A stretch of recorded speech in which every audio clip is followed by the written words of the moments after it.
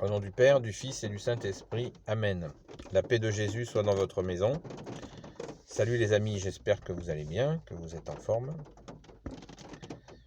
que vous êtes dans la joie, dans la paix de Jésus. Alléluia. Alors, le concile de Nicée, qui a eu lieu en 325. Donc le concile de Nicée est connu pour le credo. Le credo de Nicée, vous savez, ce credo absolument magnifique. Je crois en un seul Dieu, le Père Tout-Puissant, Créateur du ciel et de la terre, de l'univers visible et invisible. Je crois en un seul Seigneur Jésus-Christ, le Fils unique de Dieu, né du Père avant tous les siècles. Il est Dieu, né de Dieu, lumière, né de la lumière, vrai Dieu, né du vrai Dieu, engendré, non pas créé, de même nature que le Père, et par lui tout a été fait. Pour nous les hommes et pour notre salut, il descendit du ciel. Par l'Esprit Saint, il a pris chair de la Vierge Marie et s'est fait homme. Crucifié pour nous sous Ponce Pilate, il souffrit sa passion et fut mis au tombeau. Il ressuscita le troisième jour, conformément aux Écritures, et il monta au ciel. Il est assis à la droite du Père, et il reviendra dans la gloire pour juger les vivants et les morts, et son règne n'aura pas de fin. Je crois en l'Esprit Saint, qui est Seigneur et qui donne la vie. Il procède du Père et du Fils. Avec le Père et le Fils, il reçoit même adoration et même gloire. Il a parlé par les prophètes. Je crois en l'Église, une sainte catholique et apostolique. Je reconnais un seul baptême pour le pardon des péchés. J'attends la résurrection des morts et la vie du monde à venir. Amen. Béni soit le Père, le Fils et le Saint-Esprit. Amen, maintenant et toujours et pour l'éternité. Donc le concile, avant de parler de concile, moi j'aimerais bien vous parler de celui de Nicée. J'aimerais bien d'ailleurs qu'on parle surtout du concile de Nicée, car ce concile est fondateur de la Sainte Église catholique, c'est-à-dire race qui veut dire rassemblement universel. Église veut dire rassemblement, catholique veut dire universel. C'est vraiment le moment de bascule où l'Empire romain devient catholique. Donc c'est pas une petite affaire. Et concile, avant de parler du concile de Nicée, il faut comprendre ce que veut dire concile. Concile, ça veut dire une conciliation. Donc ça veut bien dire ce que ça veut dire. Ça veut dire qu'on rassemble les évêques pour faire une conciliation, pour se mettre d'accord sur quelque chose. Alors bien sûr, tout ça se fait dans la prière de tous les chrétiens catholiques pour faire une conciliation et se mettre d'accord sur quelque chose. Et bien sûr que la supplication, c'est que ça soit l'Esprit Saint qui conduise les hommes qui sont en conciliation, bien sûr, avec à notre tête, avec à la tête de tous les hommes, notre bien-aimé Sauveur Jésus, qui est la seule tête de l'Église, de la Sainte Église, donc catholique. Ce moment ce concile de 325 n'arrive pas dans un hors contexte. Il y a un contexte de l'époque qui est très particulier. Donc c'est l'empereur Constantin qui est l'empereur romain de l'époque. Et quelques années avant, puisque les dernières persécutions avaient eu lieu vers 310, je crois, je vérifierai ce chiffre, et l'empereur Constantin, qui n'était pas encore empereur, avait vu ces persécutions et en était très affecté. Donc, quand il est devenu empereur, il était touché par la foi chrétienne, par les martyrs qui ont été martyrisés dans des conditions abominables.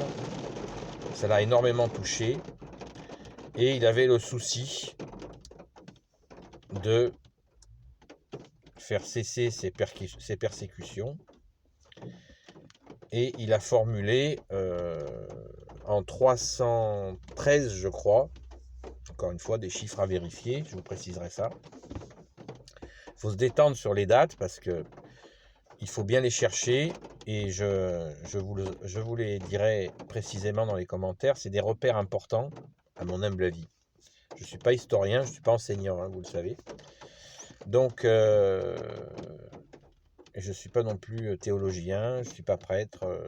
Voilà, je suis un fidèle catholique, un laïc, pas dans le sens de la laïcité, hein, un laïc catholique. Voilà. Il y a les laïcs et les clercs et les consacrés dans l'Église. Voilà. Donc, l'empereur Constantin avait déjà fait l'édit de je sais plus quoi, qui établissait plutôt la liberté religieuse. Parce qu'à l'époque de Rome, à l'époque de l'Empire romain, les Romains continuaient à avoir des dévotions païennes à des dieux imaginaires, voilà, des dieux, des faux dieux, quoi, des idoles, voilà. Ils avaient plein de dieux et ils faisaient des sacrifices pour ces dieux-là. Et en plus, ils obligeaient les chrétiens à le faire. C'était une façon pour eux de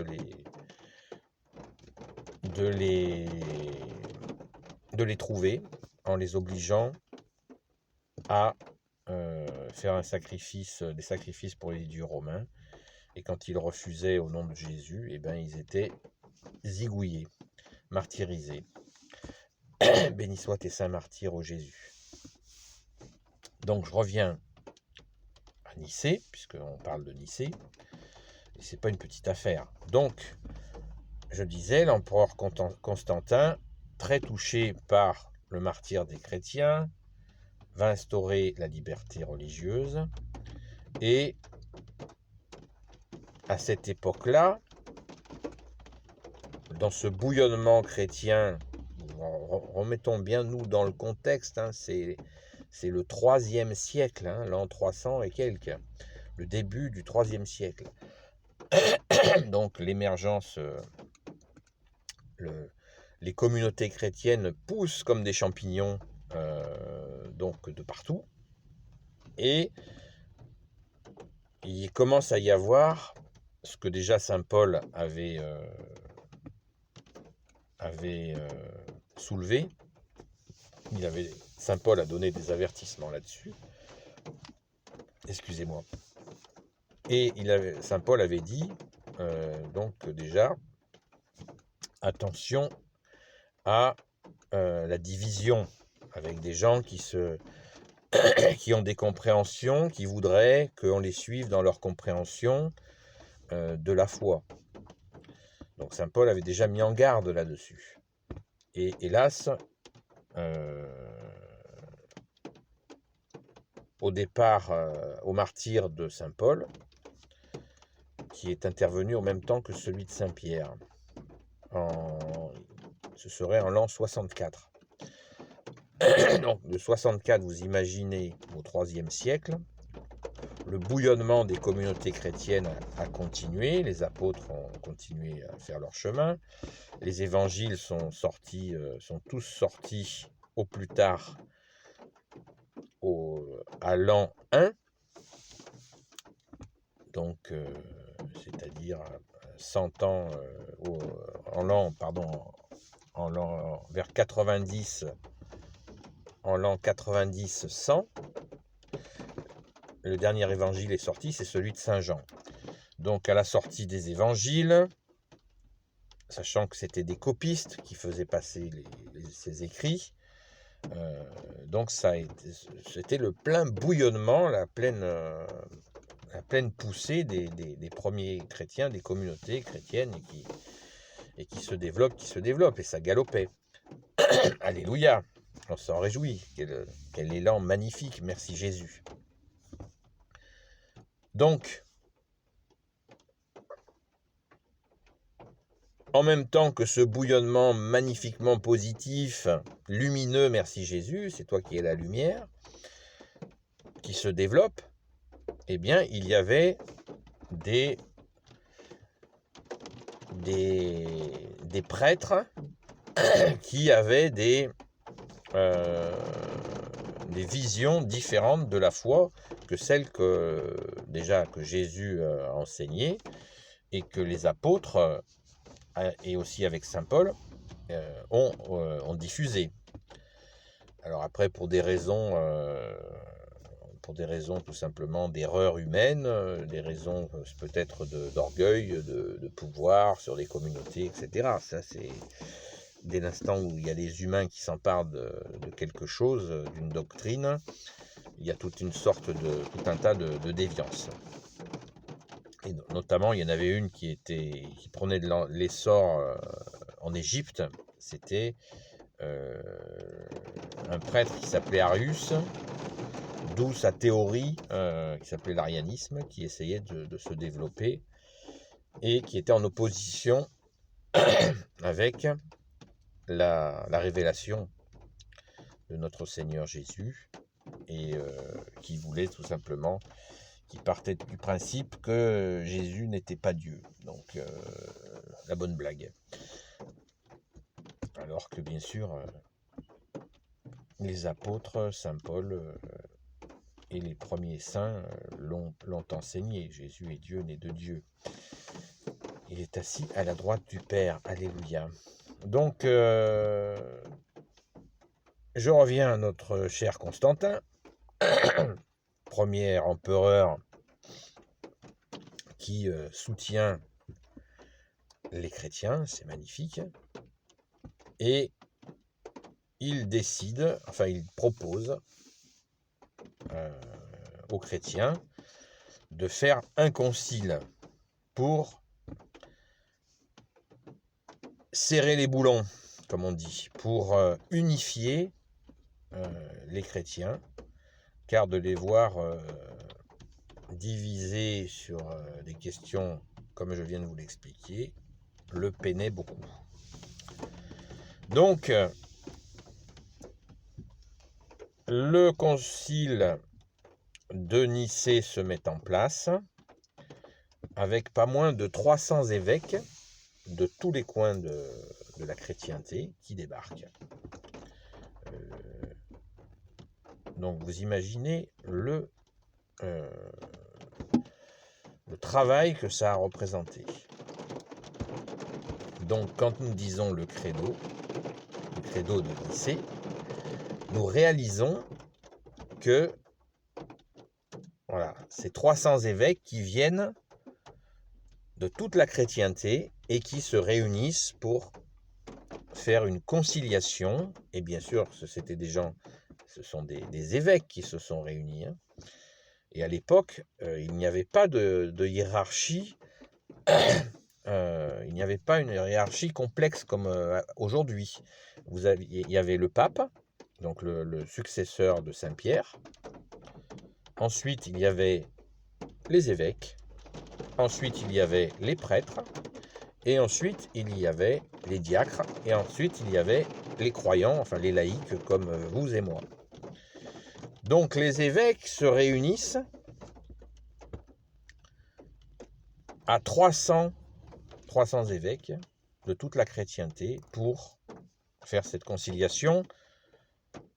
Et l'aboutissement de cette conciliation est ce credo que nous disons. Merci Jésus pour cette belle conciliation, parce que pour arriver à faire à 300 personnes un texte de cette beauté, de cette puissance, de cette lumière que tu es Jésus, ça ne peut être que ta main Jésus, que celle de ton Père, de l'Esprit Saint. Voilà, c'est la Sainte Trinité dans toute sa puissance et sa vérité. Amen. Voilà, donc là, c'est une première partie sur le concile de Nicée que je vous fais comme ça, vite fait, sous la pluie. Et merci Jésus, je suis à l'abri. Et donc, voilà les amis. Je vous en ferai bien sûr une deuxième partie bientôt. Mais essayons, dans cette approche, cette compréhension du concile de Nicée, de ne pas être dans une découverte historique sans prière, sans méditation, sans action de grâce, sans remercier pour ce fondement de l'Église catholique. J'ai bien dit catholique, parce qu'une fois que ce concile a été acté, a été fait, le développement de la chrétienté catholique a été absolument fulgurant, magnifique, avec une puissance magnifique. On pensait bien, ces évêques qui s'entendent, et en plus sur ce texte magnifique, ça a été vraiment l'incendie d'amour que Jésus a voulu, puisqu'il l'a dit dans sa parole, qu'il aimerait tant que son feu d'amour prenne sur toute la terre. Alléluia. Donc travaillons dans cet esprit du concile de Nicée de 325 pour que ce feu d'amour embrase toute la terre, pour que ton feu d'amour, Jésus, embrase toute la terre. Alléluia. Béni soit le Père, le Fils et le Saint-Esprit, maintenant et toujours et pour l'éternité. Amen. Ô Jésus, toi qui peux tout et qui portes tout, je te confie toutes celles et ceux qui regarderont cette vidéo, ainsi que leurs proches selon ta sainte volonté. Sainte Marie, Reine des cieux, toi l'Immaculée Conception, toi qui écrases le serpent, toi qui as la lune sous tes pas, toi notre Sainte Mère, toi Notre-Dame, Saint Joseph, toi le juste et le saint, toi le sage, toi la terreur des démons, toi le saint gardien de la Sainte Église catholique, Sainte Marie-Madeleine, notre chère sainte patronne, et vous tous les saints et saintes amis de Jésus, Saint Michel Archange qui est comme Dieu, Saint Gabriel Archange, Saint Raphaël Archange et tes anges guérisseurs, et vous tous les anges qui servez Jésus, je vous confie toutes celles et ceux qui regarderont cette vidéo ainsi que leurs proches, selon la sainte volonté de Jésus. Amen. Je vous souhaite une bonne journée dans la paix de Jésus, et la paix de Jésus soit dans votre maison. À bientôt les amis. Bonne compréhension à vous, en Jésus notre seul enseignant. À bientôt les amis.